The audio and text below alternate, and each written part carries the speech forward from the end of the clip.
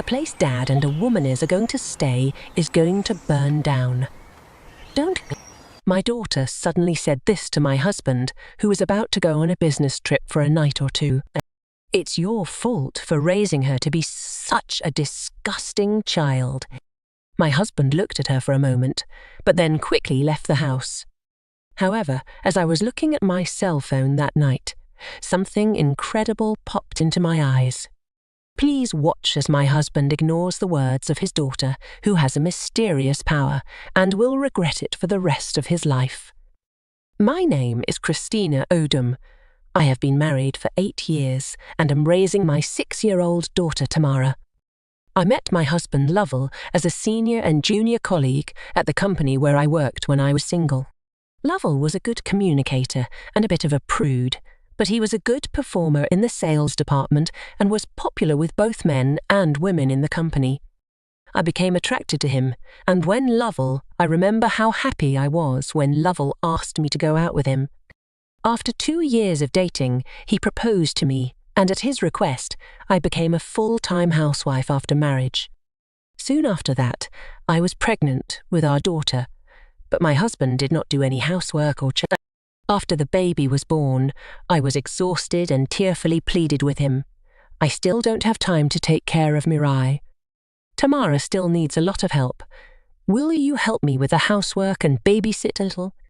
My husband, who had been a gentleman before we were married, replied in a decidedly uncooperative manner, "What are you talking about? You're a housewife, right?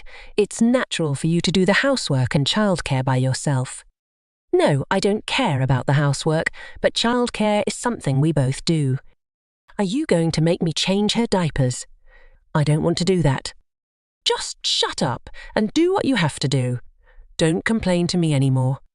When I tried to talk to him about it, he wouldn't take it seriously, and I gave up and thought, maybe that's just the way men are. It was difficult to do all the housework and childcare by myself without the help of my husband. But my daughter Tamara was growing up so fast that she was so cute that it didn't hurt to look her in the eye. However, while raising Tamara, I managed to have a strange experience.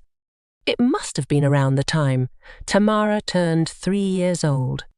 As usual, we were going to go shopping together at a nearby supermarket, but on that day, Tamara cried out that she did not want to go. Normally, she would follow me with sparkling eyes, hoping that I might buy her some snacks. I tried to distract her with sweets and stuffed animals, but she cried and said, "I won't go. I don't want to go." I had no choice but to give up shopping that day and stay home. Then I learned on the evening TV news that there had been an accident in my neighborhood in which a runaway car had crashed into the sidewalk. The time and place of the accident was exactly on my usual path to shopping. If I had left the house with Tamara at that time, I could have been involved in a tragic accident. I looked at her with a chill down my spine, but she just smiled and laughed. Even after that, she would sometimes speak as if she could see what was going to happen. She often predicts sudden changes in the weather or tells us about small problems. A year ago, when I met my mother, who lives far away, for the first time in a long time, after I left my mother, she repeatedly appealed to me, saying, "I saw a black blur on my grandmother's breast. We have to go to the hospital." Later, I even hid from my mother that she had said so and recommended a medical checkup, which revealed early-stage lung cancer. Maybe she has some mysterious power. I gradually began to think so, and even told my husband about it, but he, who hates occult stories, just laughed it off. "No way, don't tell anyone else, because they'll think you're crazy." I nodded vaguely at his words and did not tell anyone around me about her powers. I felt that it was better to keep this matter to myself so that she would not be looked at in a strange way. She is now 6 years old. She started going to elementary school this spring.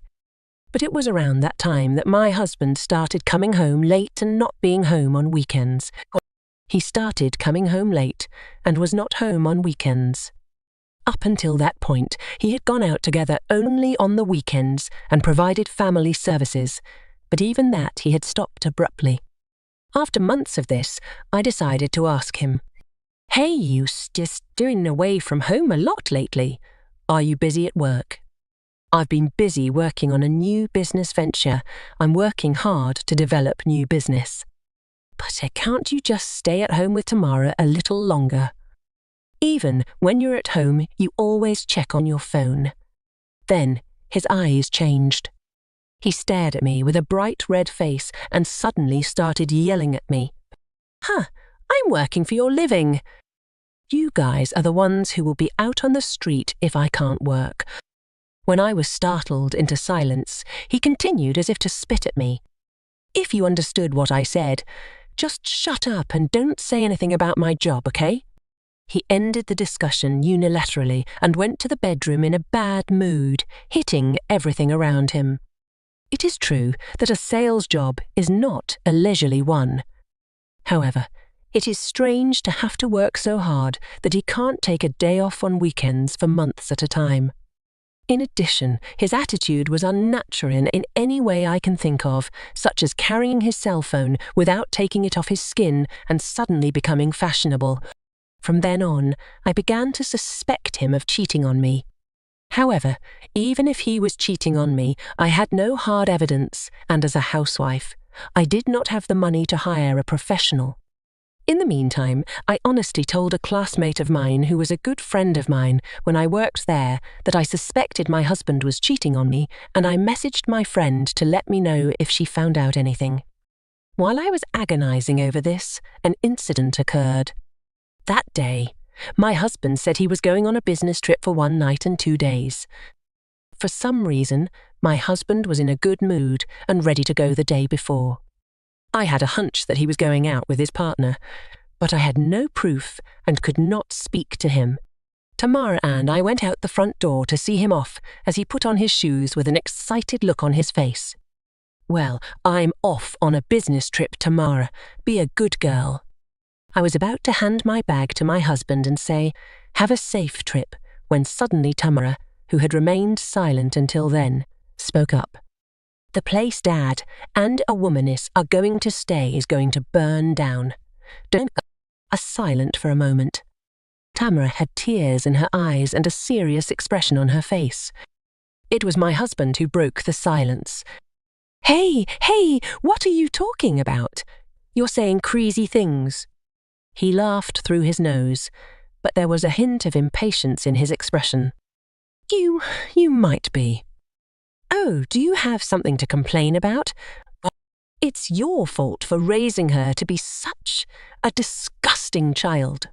What are you saying to Tamara? Take those words back." "Shut up. It's time for me to go. You better educate her properly." My husband left in exasperation, and I stood there in a daze. I looked at Tamara, who was standing there, tears streaming down her face. What am I going to do when my dad is in so much trouble? I was tormented by anxiety as I tried to comfort her as she continued to cry. Whenever she says something like this, something is bound to happen. But I did not know what to do with my husband, who would not listen to me. At that night, after putting her to bed, I was watching the internet news when a fire broke out at a resort hotel in a neighbouring prefecture. I turned on the TV and saw a TV broadcast of the scene just as it was happening. The building was on fire from the second floor, and evacuees were running outside one after another in a panic. As I was watching the scene, an onlooker said to me, "Hey, it looks like they're going to jump down there." And the camera turned in that direction. There, a man and a woman are jumping out of a window of a room to take shelter. Moreover, the two seemed to be wearing almost nothing. I was astonished when I saw the expressions on the faces of the man and woman. There they were, my husband and a woman I didn't know. They were both looking distraught, embracing each other, hands on the windowsill, peering down. The fire was coming violently closer to them. The live broadcast cut out just as the two determined men were about to jump out of the window, clad in all their finery. But I could not get rid of the vivid image of them. At that moment, my cell phone rang in my sweaty hands. I opened it to find a message from a former friend of mine with whom I had previously discussed my husband's situation. There is a rumour of Lovell in the company that he is having an affair with a new employee. It seems they both took a paid day off today. I could clearly feel the blood rushing to my head. My hands were shaking and my face was getting hot. I knew he was cheating on me. I will never forgive him. While I was shocked by the shocking images I had just seen, my anger at him for cheating on me and betraying us prevailed. I immediately left Tamara in the care of my sister, who lived nearby, and headed alone to the emergency room in the next prefecture. When I was taken to the hospital room where he was, I found him there in considerable pain, with severe burns on his upper body and his lower body in a cast. "Christina, you came?" He came into the hospital room, noticed me and spoke to me. The hotel where I was travelling on business caught fire, and I jumped off the 3rd floor to escape. In addition to my burns, I was badly injured. He said, like that, weakly. I smiled gently, trying to keep my composure. "I'm sorry you had to go through that. The doctor said you have a spinal injury and will probably have permanent damage. I may not be able to walk, and if that happens, you'll take care of me, right?" Well, you're my wife, so you're supposed to take care of me." "Well, I'm really glad we're married," I said to my husband, who for some reason was very proud of me, with a blank expression on my face. "But it wasn't the hotel on the business trip that caught fire, was it? You must be mistaken about the hotel where you were on your flirtatious trip." He then became visibly impatient and said, "That can't be true." And he denied it. So I confronted him with the screen of my cell phone. "Then what is this?"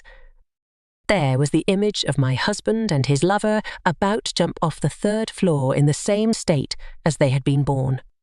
He, perhaps seeing the image for the first time, rolled his eyes and looked at it as if he were devouring it, then muttered, "Hey, what the hell is this?" They were showing the scene of the fire on TV. You guys are already internet celebrities as the couple who jumped out of a fire in the middle of the night, right? What? I guess this video has already been seen by over 100,000 people. I smiled and said to him, and his face turned paler and paler, and he began to shake and tremble. It can't be happened. You can't walk out of the house if a video like this gets around." "But it's true that you were cheating on me, aren't you? It's clearer than daylight in this video, isn't it?" He bit his lip and reluctantly admitted that he had been unfaithful. He kept making excuses like, "I just got carried away," or "it was just a one-time thing. I can't stay married to you after you show me this." He gets a scowling look on his face and says, "Christina, I'm divorcing you. I will of course take custody of the child." My husband's face turned bright red and he attacked me. "If you divorce me, Tamara will has a single parent. How will you, as a housewife, manage to live with a child? I don't need a father telling his daughter she's disgusting. If I work, I can support at least one of my daughters. I will divorce you for sure."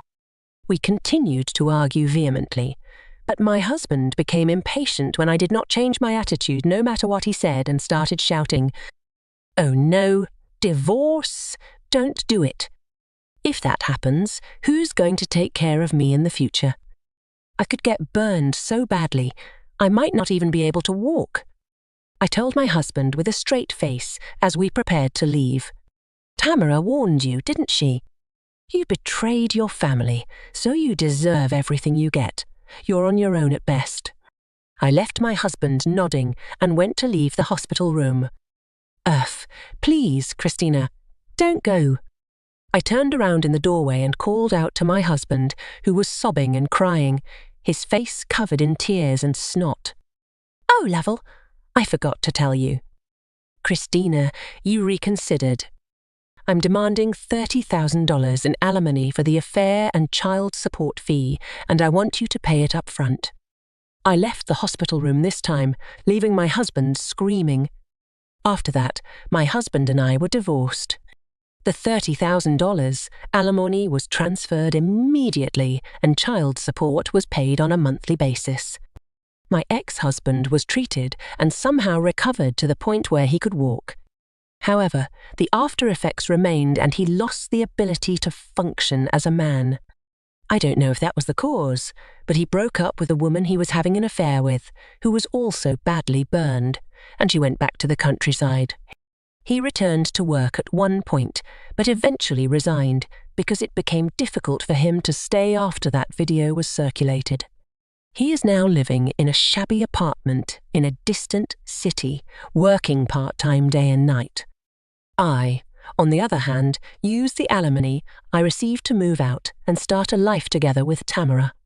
Immediately after the divorce was finalized, I saw some numbers in her drawing, so I somehow bought a lottery ticket with those numbers and won a large sum.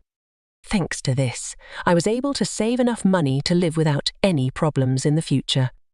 Her mysterious remarks like that are becoming less and less common these days because she has grown up.